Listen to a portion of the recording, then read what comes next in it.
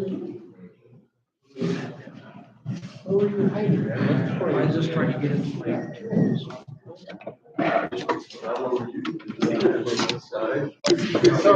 Saw you sitting up there in front. I know, I just got hard to miss. Yeah. It's when you look at them, like, standing, who is that guy?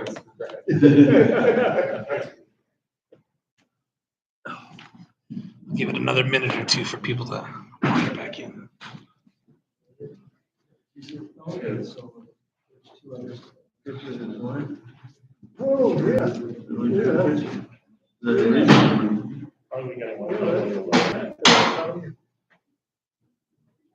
My granddaughter put that on my phone. Oh, really? There you go. Yeah.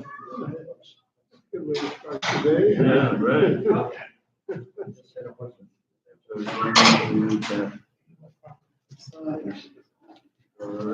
Mike, Yes, sir. in your presentation today on family history, you gave me relatives near me.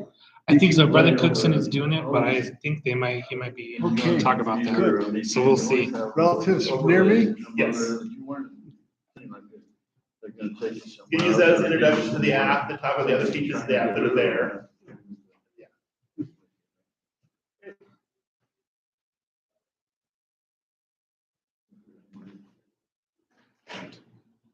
Give it one more minute. I was looking through all of our live streams on the YouTube channel, and it just picks a random thumbnail to like put on the thing, and so it's all me like very odd positions, like So I created a thumbnail to like upload to all of them, so it's it's just a picture of the Sacramento Temple. But I was like, The default's like, it's like within the first like 15 seconds or so. yeah, I was like looking at this last night, and I was like, I look weird in all of these. Like, why is it only? It's probably a look of concentration while you're trying to. Yeah, or I'm like, yeah. So like I was like, I created a picture. Yeah. So, and it's weird too because I have to do a hotspot on my phone, and some like there's 2 or 3 of them that like 15 minutes in it just cuts off, and so most of the lesson's not even there. So I think we're missing a few guys today, but we'll go ahead and get started. Thank you everyone for being here. We want to welcome Jamie into the Quorum. Congratulations, thanks for being here. We have a visitor, Brother Tim Hall. He's with the Langford crew, so he's going to be here for a week or two. So welcome as a visitor. Everyone else, I think we all kind of know who each other is. We do have a couple of announcements. So starting this Saturday, so to clean the building, we split it with the other ward. So the Talofa ward had it for the first 6 months of the year. July through December is our ward. Brother Rincon is heading up that effort. What time are we doing on Saturdays? 8:30 in the morning. 8:30. That way everybody can go home, wait. Okay. Yeah. It's usually about an hour. Yeah, they was about 6 people last time, about an hour. Okay. Got all that. I'm a big proponent of just come, give an hour, and then whatever we don't get done, the Lord knows that we tried. Yeah. Sometimes you might stay a little longer, but so and then just Miguel, are you going to be making assignments? Are you going to be calling people, or just trying to? I don't do social media, so I was just like. Okay. So every Saturday from here till Christmas. Yeah. Saturday mornings 8:30. 8:30. We know you're not going to be here every Saturday, but when you're free, please come give an hour. When my kids were little, I'd bring them to the church to clean. It wasn't super efficient, but it's still a good thing to be able to teach them. They got pretty good at the long vacuum pulls, and so they'd go in the chapels that we were in or whatever. But bring your family, bring your kids. If you have little kids at home or older kids, bring them for an hour. Get it done. Make it fun. My kids only came to clean the church building because I promised them donuts. So we cleaned the church for an hour begrudgingly because they knew they were going to get donuts. So Yeah, sometimes we bring donuts. So there you go. Oh, that's better because I had to buy them for my kids, and I was like, you get one, because they're not 20 cents anymore. They're all black. Anyway, so that's the first thing. So this Saturday, every Saturday for the rest of the year, if you're available, please come on Saturday mornings. And then next Monday, 4th of July, I know a couple people reached out to me already willing to help. We need probably about 4 or 5 guys on Monday morning, the 4th, to kind of be willing to man some electric griddles and just cook up some pancakes and eggs and stuff. We're gonna get all the supplies and get all of that. We're gonna have those here. Couple things. It starts at 8, from 8 to 10 on the morning of the 4th. So probably by like 7, we're gonna be here at 6 setting up, by like 7 a.m. if you want to help just kind of cook and get stuff ready. Reach out to me. I know Brother Campbell already emailed me, but reach out to me and I'll in the next couple of days. If I don't have enough people, I'll reach out. I'll let you guys know. Brother Bailey, you've been awesome. Brother Pittiger. All right. Brother Ingo, all right. And so I'll make some assignments. Like I said, we're gonna get all the stuff purchased and everything. It's a fun event. We're doing it outside, so that way, by 10 a.m. we're done. It'll be hot already, so get out of here. But it's kind of a cool way to celebrate the 4th, and most people are off, even if they're working and bunting. It's 4th of July, so most people are off. Kind of a fun thing. We're gonna have try a couple of different things. Have a couple musical things on the 4th of July, so we'll see how it works out. So the primary is asking the kids to bring yes. their scooters and the bikes, and they're going to decorate those and have little primary parades. So Yes. that'd be Sister Pinniger has supplies and stuff. Kind of do like a bike or a wagon parade or something, so you can kind of decorate and bring your kids along, do a parade, and so kind of just make sure the kids have some fun too. She was working on the flyer this morning, and she says, "Dang, I forgot to put in strollers." That's right. And I'll put it on the Facebook page this week, and we'll send an email out too to remind people. Thanks for that. So I think that's all I have for now. Just in this heat wave, it's been 100 degrees for the past several days. It's going to be for the next few days. For the families that you have assigned for ministering, and just for your families that you know in the ward, just make sure to check on them. We did have a family a couple weeks ago. Their air conditioning was out, and so we just, we loaned them a fan just for a couple of days until they got it fixed. But just kind of check on people, especially people that have existing health conditions. As it gets hot, and if the air conditioning is not great in their house, it can cause other problems. So just kind of check on people and make sure everyone's doing okay. And if there are any issues, either help them, or if you need some assistance, don't know what to do, just contact a member of the Village Quorum presidency, and we can help you. Brother Pinniger. So I was visiting with Jamie a few weeks ago. I found out we have a new talent in our quorum. He says he's an artist, Okay. right? And I thought, hey, that's good to know. What was that again? What talent? Artist, he can draw and paint too. Hey, 2 talents. That's Anyway, 2 more than I have. I was pretty excited to see that he got baptized and to see it. No, it's very cool. I appreciate that, Brother Bear. And as we could have needs, we will definitely make use of the talents that you have. And it's good. And I think we might do this. In a ward I was in, we actually had to have everyone fill out a pretty detailed survey of their hobbies and interests and talents to kind of keep as a reservoir of, hey, when we need something, who can do this? And it's funny because people that you don't expect have the coolest talents. Playing the ukulele and stuff like that, where you go, you don't look like someone to play the ukulele, and like, woodworking. I mean, just all kinds of stuff. I don't. I have 0 talents. I'm the guy that says, I know a guy who has a talent, but it's not me. I usually put that stuff off on my wife. My wife is super talented, so I try to glean onto her talent and go, my wife does a really good job. Try to take some of that credit, but never. It's never me.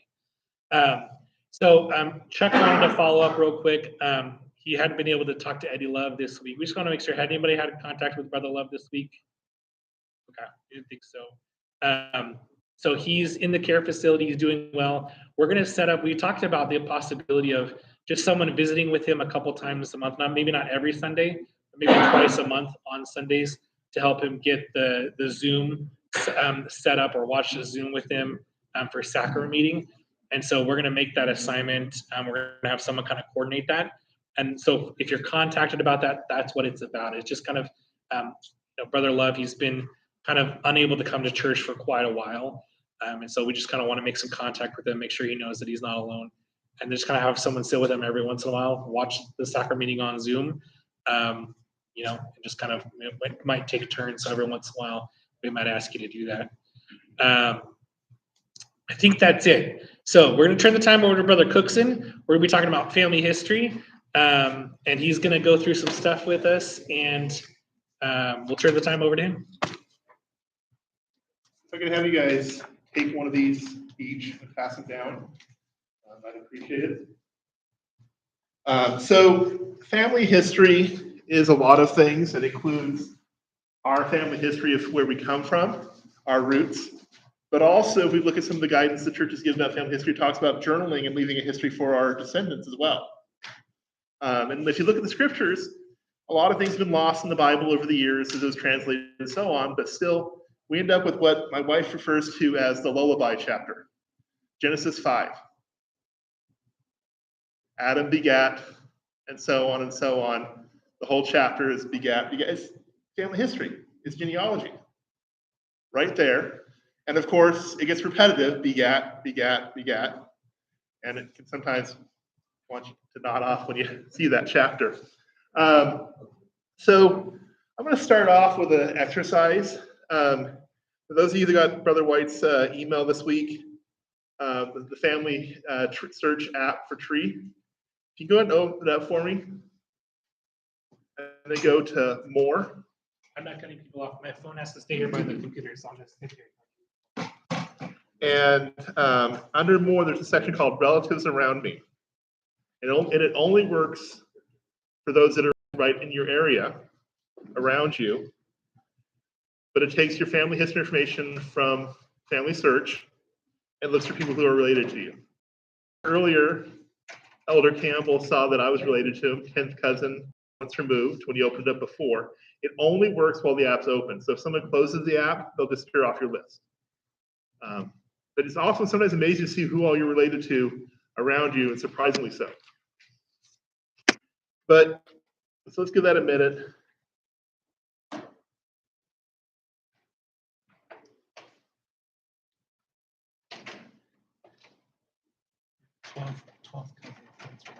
It's 12 cousins. There you go. Is that Ezra? That's What's Ezra?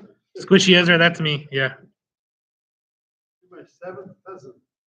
So you're closer. I'm related further from you than he is. Yeah. Down at the bottom on iOS, I think it's not the same on Android. There's a button that says More. Across the bottom, you have Tree, Pass. Okay, let's take a look here. When I opened it, that's what. You're a tree already. I see this actually a little differently. Remember, if I did it another board, my family. Yeah. Our common ancestors, William Savage. Oh, if you click on it. Okay, I see. If you click on it, it'll tell you your relationship. And Brother Perry, your 11th cousin. Yeah. Back 1699. In Brother Cookson case, we go back to the 1600s to a Thomas Goodenow. If you tap on it, it shows you the tree going back to that person, to the common relative, and then comes on down to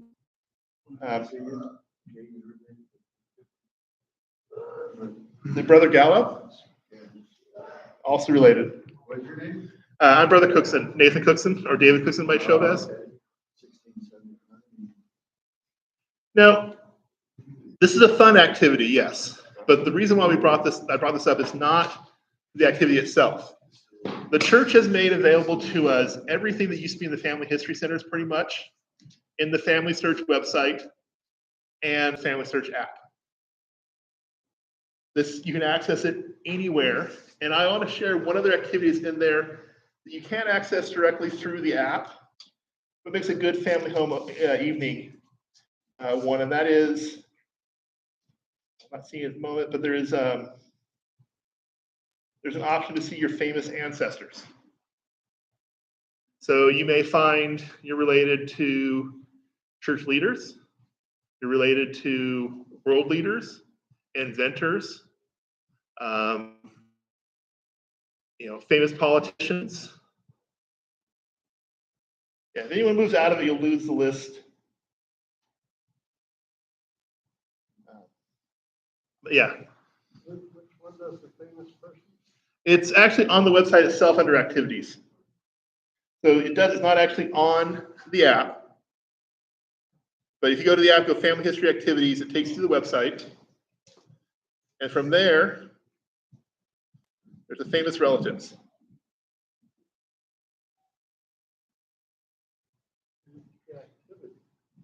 Let's take a look here.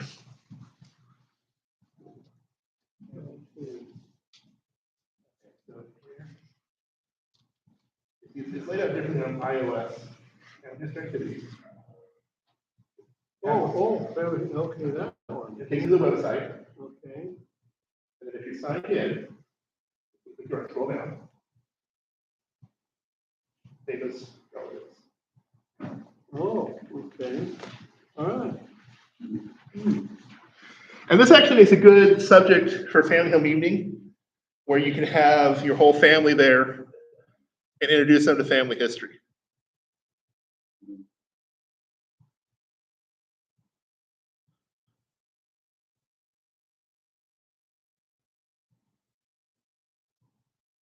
So for example, it lists which presidents of the US related to, political leaders from other countries,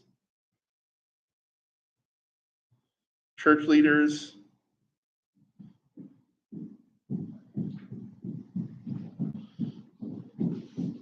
And then if you tap on it, you can also find how you're related to them. These are activities that introduce family history and some of the information you can find out. But the purpose of family history isn't these activities. The purpose is doing the temple work and also preparing our descendants to understand. I lost my father when I was 10. At that age, your father's still a saint to you, right? He can do no wrong.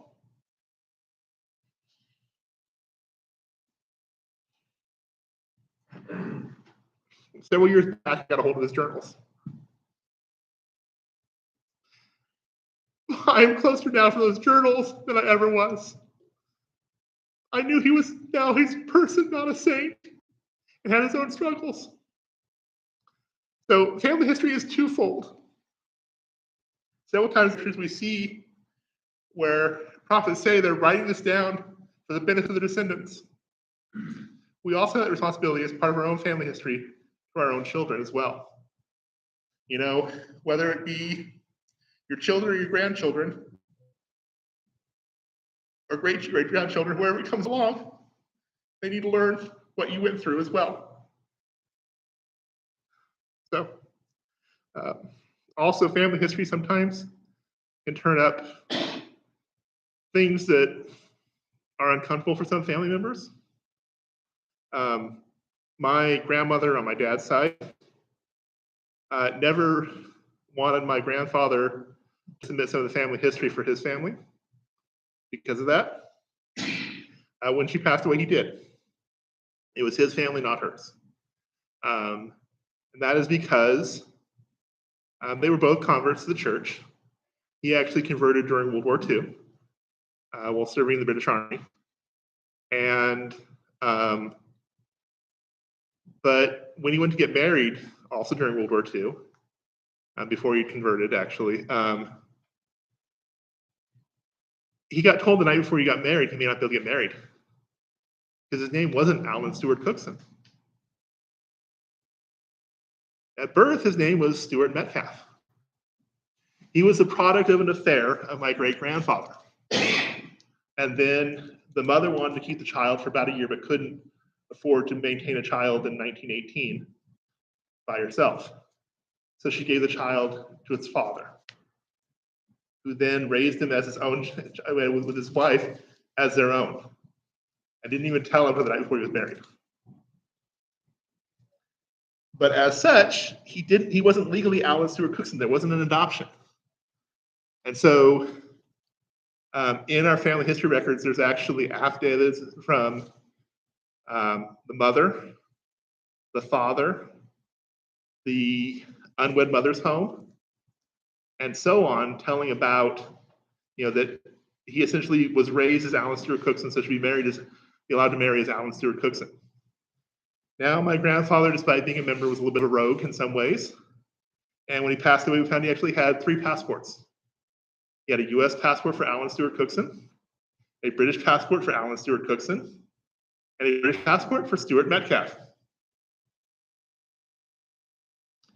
And I'm not sure the exact way it was used, but actually for some reason in the 70s and 80s, there was something with import laws and vehicles allowed him to work. He was a CPA for a car dealership chain that allowed them, he would go on vacation for a month in the UK, buy a high-end car, drive it that month, have it shipped to the US, not to have to pay the same duties, and then his boss would sell it, they split the profit, and that'd pay for his vacation.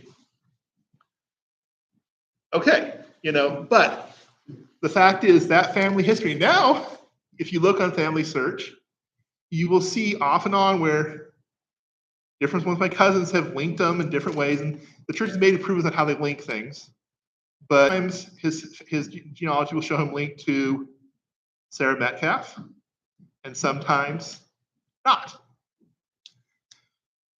But those stories and histories are also important. He also thought it was important to do the temple work and submit the names for his birth mother's family all the way back.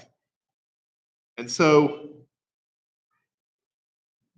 why am I mentioning this? Because when we do the work for our ancestors, we're feeding the roots of our family spiritually. When we make that information available, not only our family history we've gathered, but also our journals and so on, we're feeding the branches of our family that grow from us. In April, this last April conference, Elder Gong actually spoke on that subject exactly. And I'm not going to go through the whole presentation, but I do recommend taking time to read it. Because it talks about family history being not only serving the roots, but also the branches that come from our family. He talks about a young man who kept a dad journal. He started writing out everything he remembered about his dad. Sorry. So circling this back a little bit.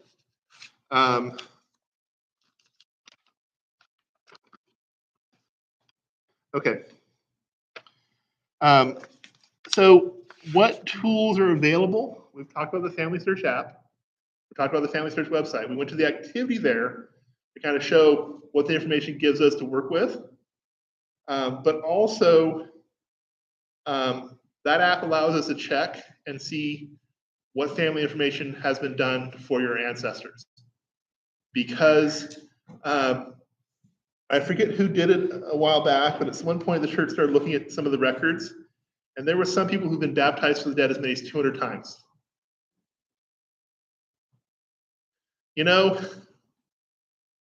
That's a lot. And I bet there are people who have not been baptized for the dead even once yet. So one thing we can do is we can use the app.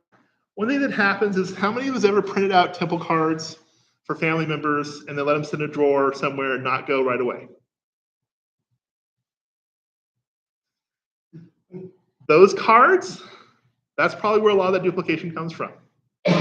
So look them up in the app, take the number for the record, and see if the work has already been done. You can see in the Family Search app if the work has been done for your ancestors.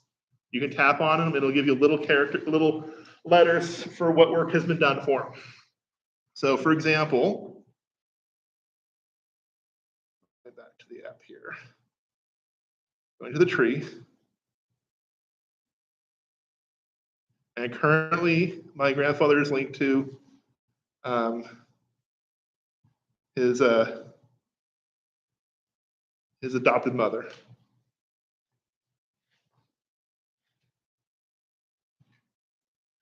But when you look at a record, you go over, and there's an ordinances tab. It looks different depending on whether you're on iOS or on the web page, but it'll show you if the baptism and so on has been done for an individual. So that you know. Yes, any question? Well, I have a comment that they'll also start to see what, do they create and see what ordinances are available. Yep, and that's actually, thank you, good segue. If you tap on the temple tab or similar in the app, I mean the website, there's a section called Ordinances Ready. And it lists family members who have not had their ordinances done yet. For example, I show a Nicholas Kane who lived 1884 to it doesn't say when. He's had a birth and confirmation done, but not more. And then looking at how he's related.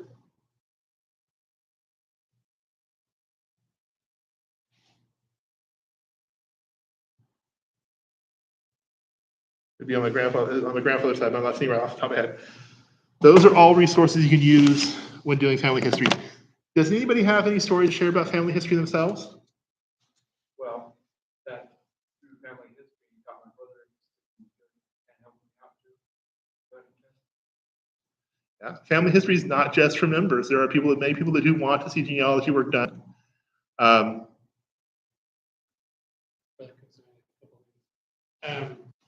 I think two different things. One, what we were talking about of the importance of writing down your own story. My dad served a couple years in the Air Force during Vietnam. He stayed stateside. He wasn't inactive. He wasn't in a combat zone or anything. But he has these really funny stories of just being a young guy in the Air Force that he just kind of never thinks to talk about. And so when I go to River Cats games with him, or I go out with him sometimes, I'll just kind of ask him questions. And so he'll just tell, he's stationed in Texarkana and stationed in Montana, and he was a switchboard operator. So like not super heavy lifting or anything, just, we're going to switchboard in the Air Force. But he would just talk about just kind of the dumb things that you do you're in the Air Force, and you're just messing around, and just kind of these funny stories. And so several years ago, my dad keeps a journal, but it's not super exciting. He's very much like, went to the store today, got this. Like, it's not super helpful, right? It's not really interesting. But his handwriting is terrible. Like, someday we're gonna have to get like the Urim and Thummim to like translate his journals, because he can't read them. But what he did was, my mom got him, probably about 10, 15 years ago, got him a little recorder, and he would just tell stories. And my mom types really fast. And so she went back, and so she started typing up these stories. Years ago, before that, my mom's family, before Facebook and stuff, they had an email chain, and they would just email back and forth stories about their childhood. And so my mom's job was to compile all of that. Huge binders. Some of these stories were like 4 lines long. Some of them were 4 pages long. Hey, remember when mom and dad did that or whatever. So that's how I learned a lot about my family, is just through reading these emails. So that's one thing. The other thing I wanted to say is, a couple years ago, I was in Family Search, and I was looking at our lines and stuff, and I looked at my mom's parents' stuff, and it said that their ordinances weren't available, and you couldn't click on them. They'd been members of the church, but had never gone to the temple. I knew their temple work was done, but it wouldn't allow me to do anything. It wouldn't let me see anything, and so I had to call Family Search, and they basically said that is a story I didn't know, that my grandparents had left the church, had asked for their records to be removed. And so if you want to do their temple work, at a certain point, you had to get permission from the first presidency. And so I told my mom about it, and she's like, oh yeah, we knew about it. And I said, oh, this is interesting. I didn't know this whole story. So I got all the information. I said, Mom, it has to be one of the direct descendants. Like, you guys are all alive, whatever. So a couple of years go by, probably about 4 years. And it's bothering me because no one's done it. And so I bring it up to my mom, and she said that it makes her mad every time she thinks about it, so she can't do it. And I said, do you mind if I do it? And she's like, no. So I did all the information, and I got the story from mom. Anyway, sorry, talking too long. But that was me. It wasn't something new. It wasn't finding someone new, but it was kind of fixing this issue. So we got permission from the Office of the First Presidency, and we didn't have to redo the work. We had proof that it had been done at one point and then erased. And so they reinstated everything. And so, all that work is back to being official in the line and stuff. But sometimes that's your contribution to family history is what are the little things that are missing? You know, whose work is there but not really there, or you know, whose information is missing, or you know, wait, we know that this person is in my line, but I know they had a bunch of kids and none of their kids are there. Or you know, what are their stories? And so as you do that family history, you find those stories of why did they move here? Why did they do this? Why did they, you know? So I don't know. It is a really cool experience to be able to help people that really can't help themselves. And we also should respect the wishes of those that we knew as well. Yes. That was actually what I was gonna ask. Was, when I looked up my family history, my dad's side's not really Catholic, but my mom's side, one of the reasons I've worked with my mom's side. And if I'm not mistaken, I think there's a level of permission you need before you go to the first presidency, because they're like diehard Jehovah's Witnesses. So I never really understood that. It depends on how recently they are. If they're over 100 years ago that they've been deceased, then you can process it and do the work in the system. Less than you're supposed to get permission from the nearest living relative. So to put their name, put their information in Family Search, you can put all that information in Family Search because you're just doing your tree to actually do the ordinances in the temple. If it's less than 100 years, then yeah, you do have to give. And this is There's some actually, families that don't give permission. It's just intriguing because like they're good and that's the logistic of it. But then there's also like spiritual aspect. That's the weirdest thing that I. well, we've actually run into this a little bit with my wife's family as well. My wife's a convert. But we found there was actually a lot of her family history is only already a family search. And when she looks up who she's related to, it's like Brigham Young and so on, right? And so we started looking into this, right? And what happened, nobody is perfect, right? And so what had happened is a wife had converted, but her husband hadn't in Missouri. She took the kids and went to Salt Lake when the pioneers did. Her kids then married, and that's how the relation to Brigham Young and so on, some of them. But when she passed away, for some reason, the father came out from Missouri, took the minor children back to Missouri. And all that remains of that is a story that her grandmother told about Mormons kidnap people. And do not let them baptize me after I'm dead. So, my wife is the nearest relative in the church, but every so often, distant relatives over here start submitting her grandmother's name. So, yeah. Now, a couple other things I want to mention while we're here is Roots Tech.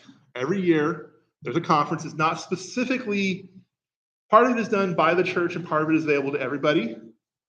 And it's workshops on, did you upside my handout cut you? Oh, it's the program. So it wasn't me. Okay.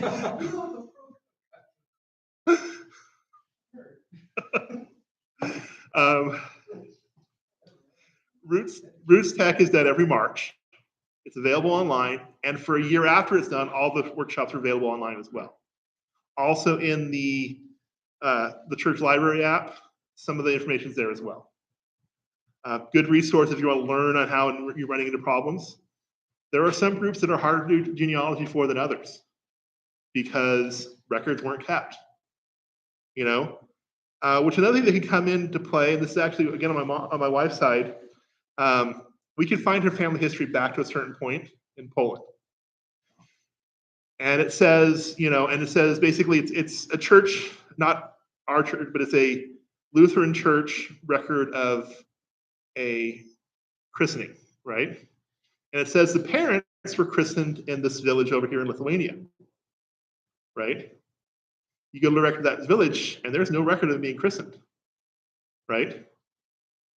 So in looking into it, we found out a lot of times what would happen is keeping in mind that even before World War II, in Europe, there were a lot of persecution of Jews.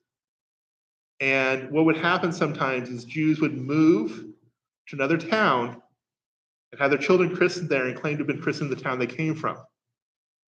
Oh, like back in the 70s, she did like 2,500 Jewish children.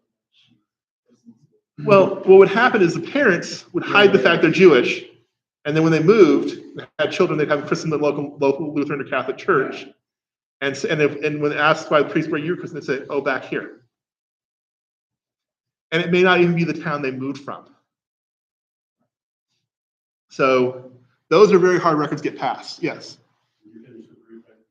No, go ahead if you want. So two things I have found helpful.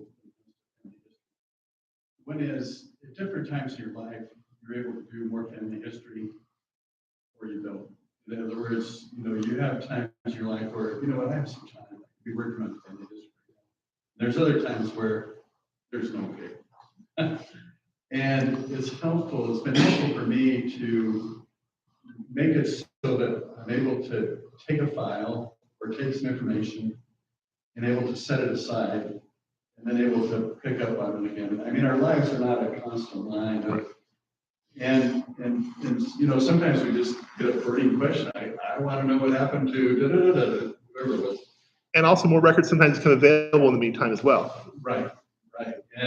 And as time goes on, it is a whole lot easier to do family history research than it's been in the past. I mean, I remember as a kid going over to the Family History Center with my mom and her looking at microfilms. I mean, it's like, rah. So that's one thing, is you kind of need to do your research so that you can pick it up, set it aside, and that's one thing. The other is, we need to be aware of who our oldest living relatives are. And that there's kind of a ticking time bomb there with those oldest relatives. Yeah. And sometimes, whether we have time or not, we need to set aside some time and to go and talk to them about their ancestors. And sometimes we find out, or we marry into a family where,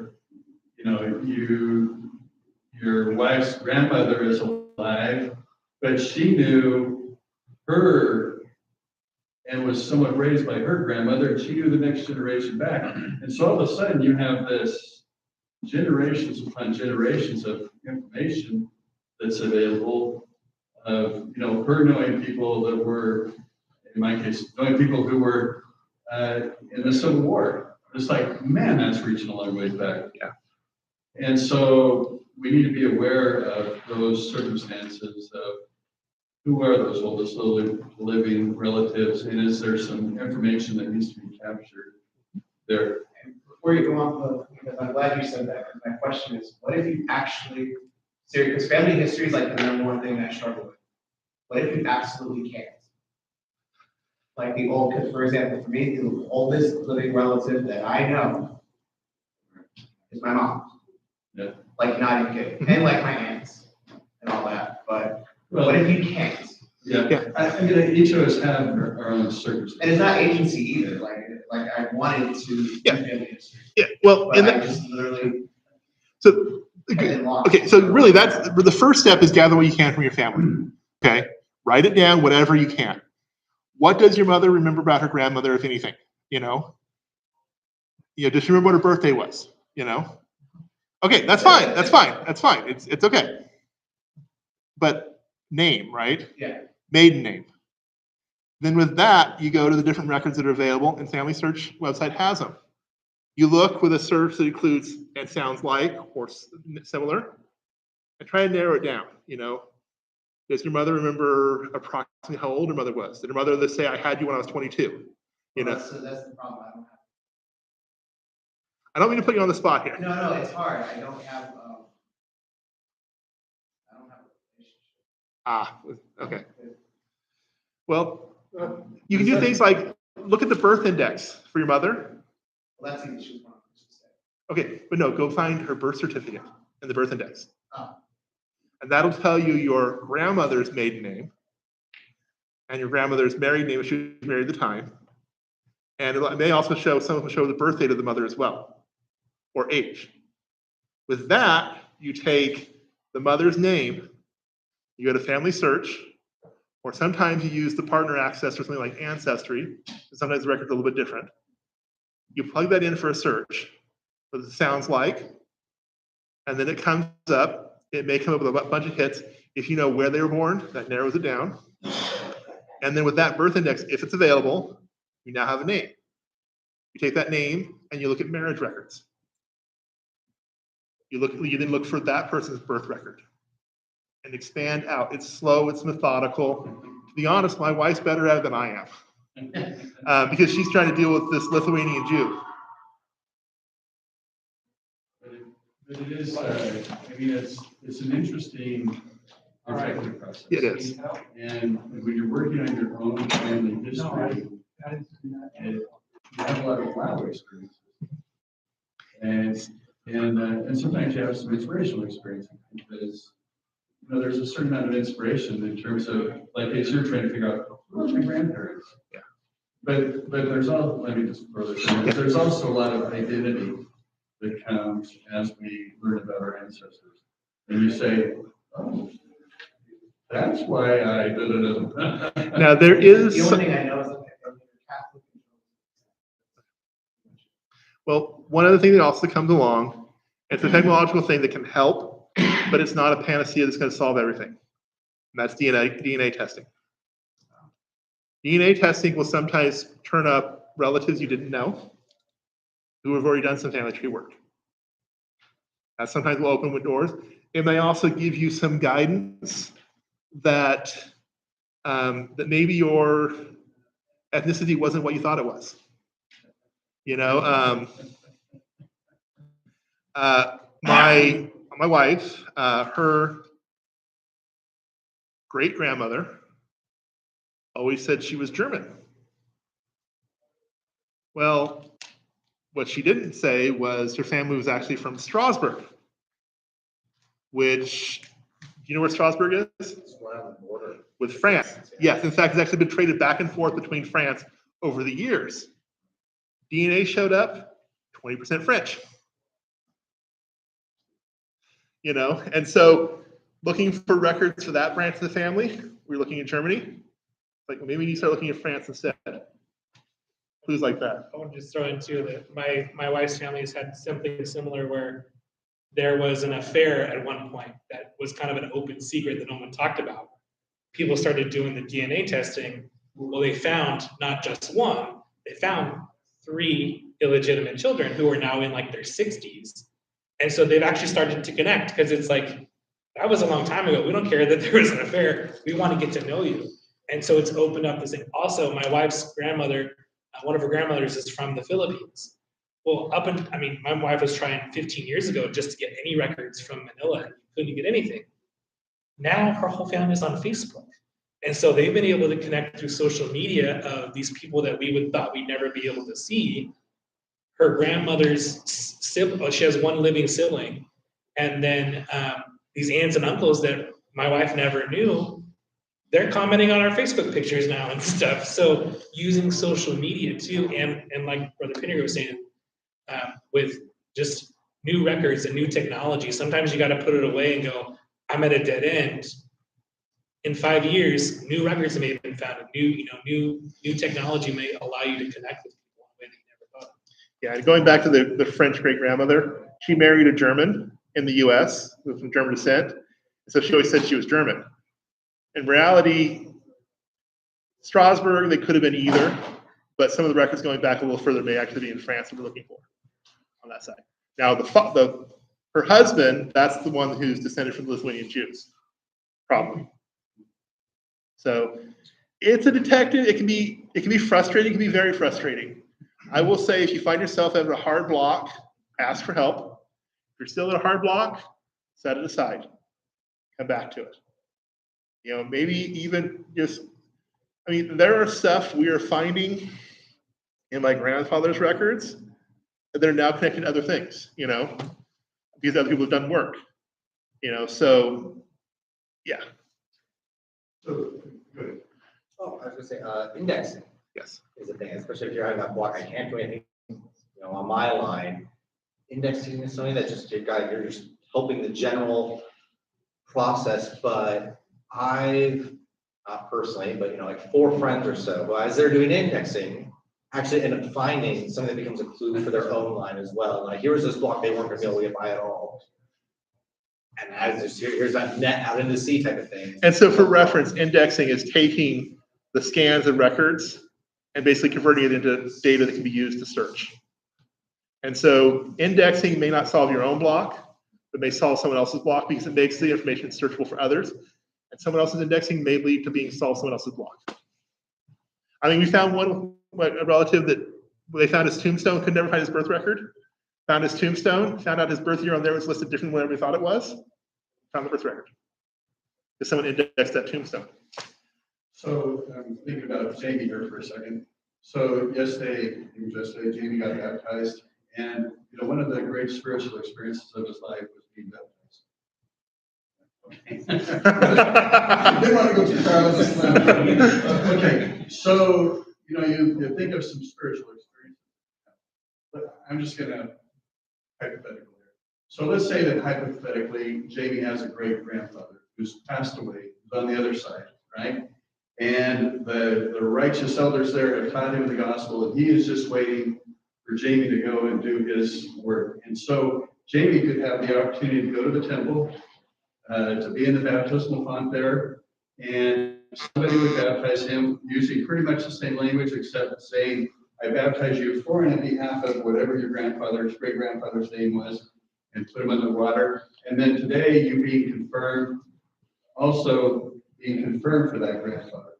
So, growing up in the church, many of us had the opportunity, we would go to the temple, and they would give us 20 names, right? And we would be baptized 20 times for and on behalf of that person on the other side. And we might have zero connection to that person.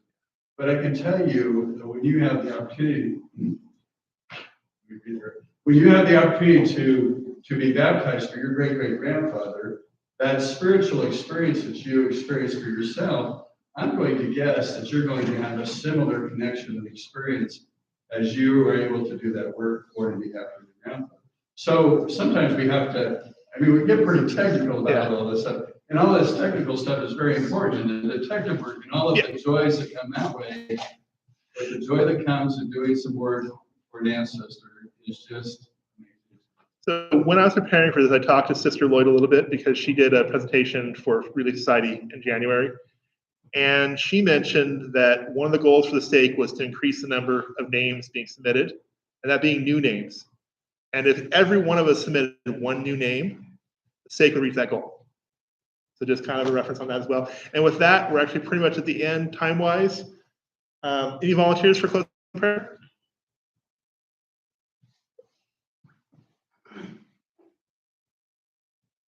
Our gracious Heavenly Father, we're so grateful for the Sabbath day that Thou hast blessed us with. We're so grateful for the many blessings that you continue to bestow upon our lives. We're so grateful for the love we have with our families, the love we have for each other. And Heavenly Father, I ask that you continue to watch over us as we go throughout the work week or throughout the week. And I ask that you keep us and our families and our loved ones safe and well. We say this humbly in the name of thy Son, Jesus Christ. Amen. Amen. End. Okay.